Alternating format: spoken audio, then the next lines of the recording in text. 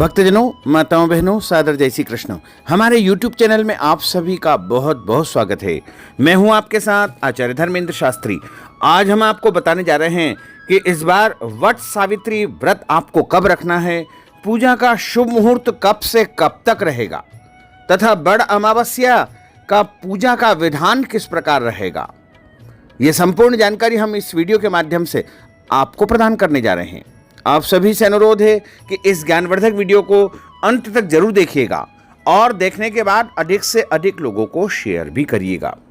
ज्येष्ठ माह के कृष्ण पक्ष की अमावस्या तिथि को वट सावित्री अमावस्या का पर्व मनाया जाता है।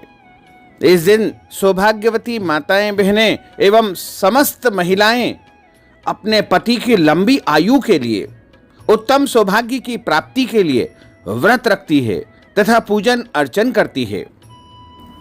इस बार ज्येष्ठ माह के कृष्ण पक्ष की अमावस्या तिथि का आरंभ 18 मई 2023 की रात को 9:43 से हो जाएगा, जो कि 19 मई 2023 की रात को 9:23 पर अमावस्या तिथि समाप्त हो जाएगी। अतः प्रातःकालीन व्यापिनी, मध्याह्न व्यापिनी एवं सायं व्यापिनी जो अमावस्या रहेगी, क्योंकि इस बार केवल और केवल एक ही दिन अमावस्या तिथि है, वो दिन रहेगा 19 मई 2023 शुक्रवार का दिन है। इसी दिन वट सावित्री का व्रत रखा जाएगा। इसे वट सावित्री अमावस्या या बड़ अमावस्या के नाम से जाना जाता है। हमारे धर्म ग्रंथों और पुराणों में लिखा हुआ है कि सौभाग्यवती महिलाएं अपने पति की लंबी आयु के लिए इस व्रत को रखती है तथा विधवा एवं कल्याणी जो माताएं बहनें होती है, वो भी अगले जन्म में उत्तम पति की प्राप्ति के लिए, उत्तम सौभाग्य के लिए इस व्रत को रखती है तथा जो कुमारी कन्याएं होती है, उनको भी इस व्रत को उत्तम पति की प्राप्ति के लिए अवश्य ही रखना चाहिए। यानी सभी महिलाओं को यह व्रत धारण करना चाहिए।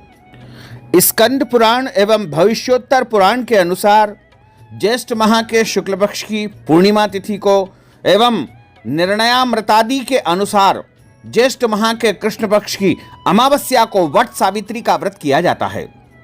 अमावस्या को ही इस व्रत को पूजन अर्चन करना चाहिए। संसार की सभी स्त्रियों में ऐसी कोई शायद ही हुई होगी जो सावित्री के समान अपने अखंड पातिव्रत और दृढ़ प्रतिज्ञा के प्रभाव से यम द्वार पर गए हुए पति को सदेह लौटाकर लाई हो। अतः विधवा, सधवा, बालिका, वृद्धा, सपुत्रा, अपुत्रा सभी स्त्रियों को वट सावित्री व्रत अवश्य करना चाहिए।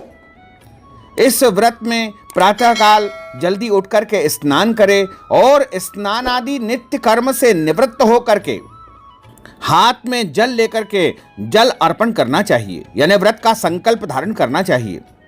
इस समय आपको बोलना चाहिए, मम वैधव्यादि सकल दोष परिहारार्थम ब्रह्म सावित्री प्रीत्यर्थम सत्यवात सावित्री प्रीत्यर्थम च वट सावित्री व्रत कर्माहम करिष्ये।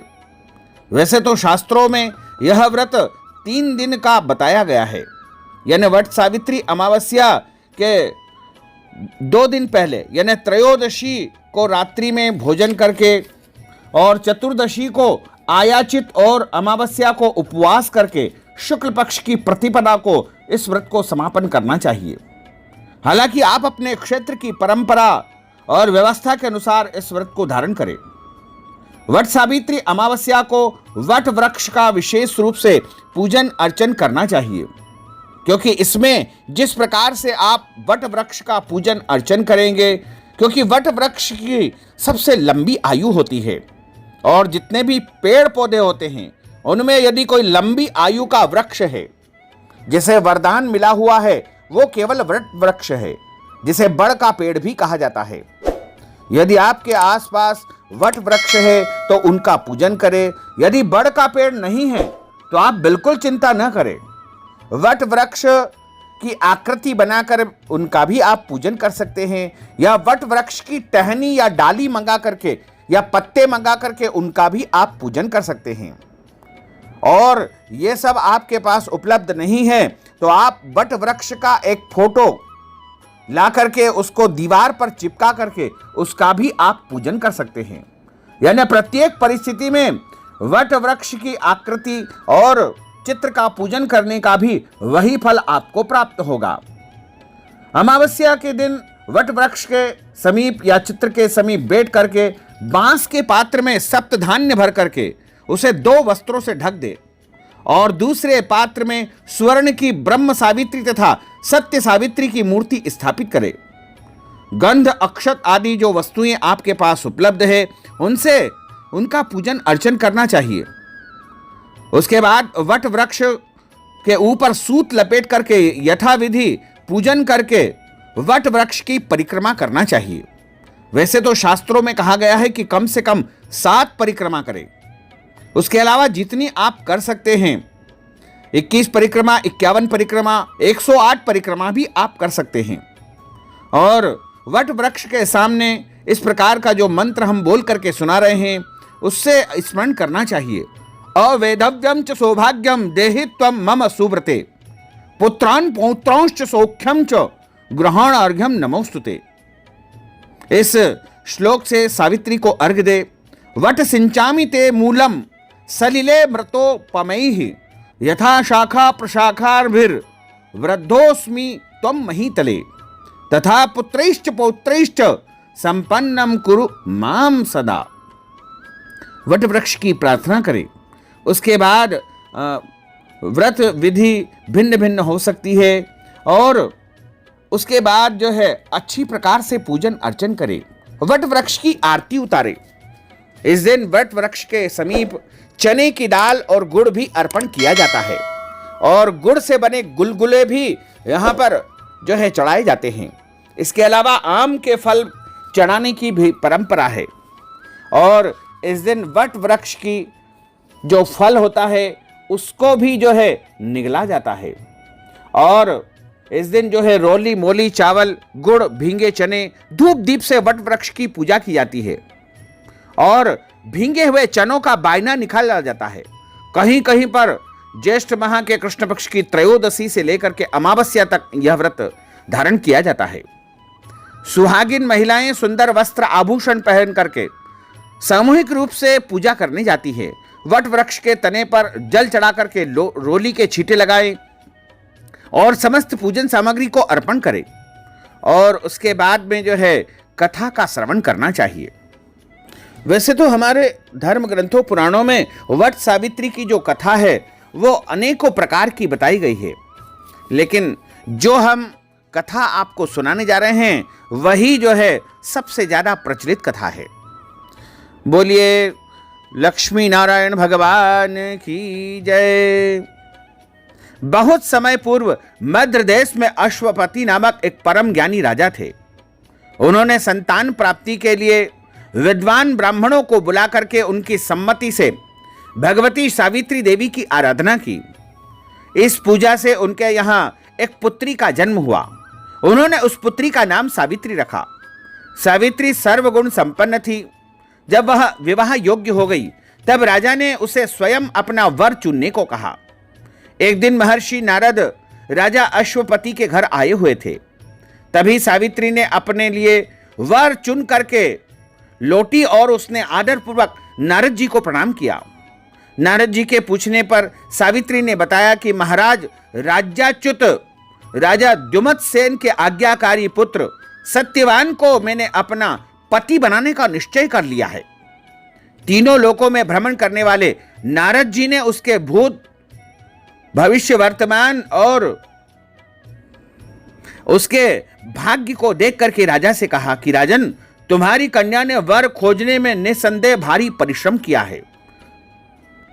सत्यवान, गुणवान और धर्मात्मा है। वह सावित्री के लिए सब प्रकार से योग्य है, परंतु उसमें एक भारी दोष है। उसमें अल्पायु दोष है और 1 वर्ष के पश्चात उसकी मृत्यु हो जाएगी। नारद जी के वचन को सुनकर के राजा ने पुत्री को कोई अन्य वर खोजने की सलाह दी, परंतु सावित्री ने दृढ़तापूर्वक कहा कि जिसे मैंने एक बार मन ही मन पति स्वीकार कर लिया है, अब चाहे वह जैसा भी हो मेरा ही पति होगा।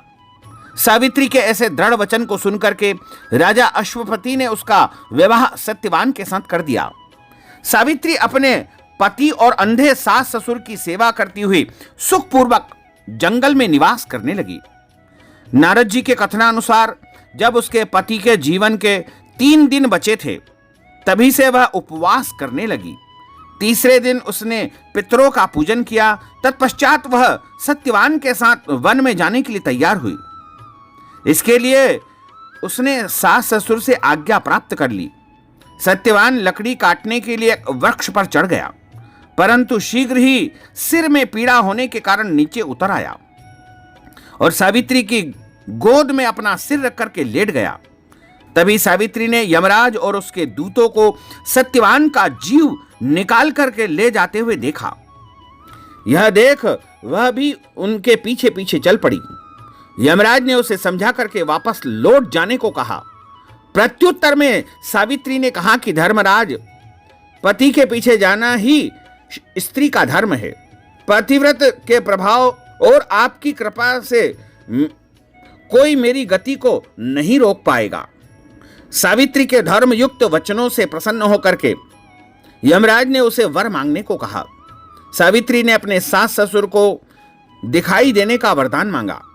वर प्राप्त करके भी सावित्री ने अपने पति का साथ न छोड़ा। यमराज ने दूसरी बार वर मांगने को कहा। सावित्री ने अपने ससुर के खोए हुए राज्य की प्राप्ति का वरदान मांगा। वर देने के बाद यमराज ने पुनः सावित्री को वापस लौट जाने को आग्रह किया, किंतु सावित्री अपने प्रण पर, अपनी प्रतिज्ञा पर अडिग रही। तब यमराज ने उससे अंतिम वर मांगने को कहा। सावित्री ने कहा कि सत्यवान से 100 पुत्र मुझे प्राप्त हो, यही मुझे वरदान दीजिए। सावित्री की पति भक्ति और युक्तिपूर्ण वचनों के बंधन में बंधे हुए यमराज ने सत्यवान के जीव को पास से मुक्त कर दिया। सावित्री को वरदान देकर के यमराज वहां से अंतर्ध्यान हो गए और वह पुनः लौट करके वट वृक्ष के नीचे आई।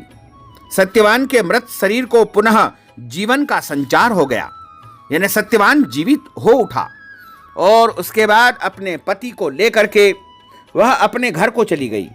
उसके जो अंधे सास ससुर थे उनको भी दिखाई देने लगा, यानी उनकी आंख की ज्योति आ गई और जो उनका राज्य छीन चुका था वह भी पुनः उन्हें प्राप्त हो गया। इस प्रकार सावित्री सत्यवान के साथ अपने सास ससुर के साथ में सुखपूर्वक निवास करने लगी और इस संसार में बहुत सारे सुखों को भोग करके धर्म, अर्थ, काम और अंतिम समय में दोनों पति पत्नी मोक्ष पद को प्राप्त हो गए। बोलिए श्री लक्ष्मी नारायण भगवान की जय।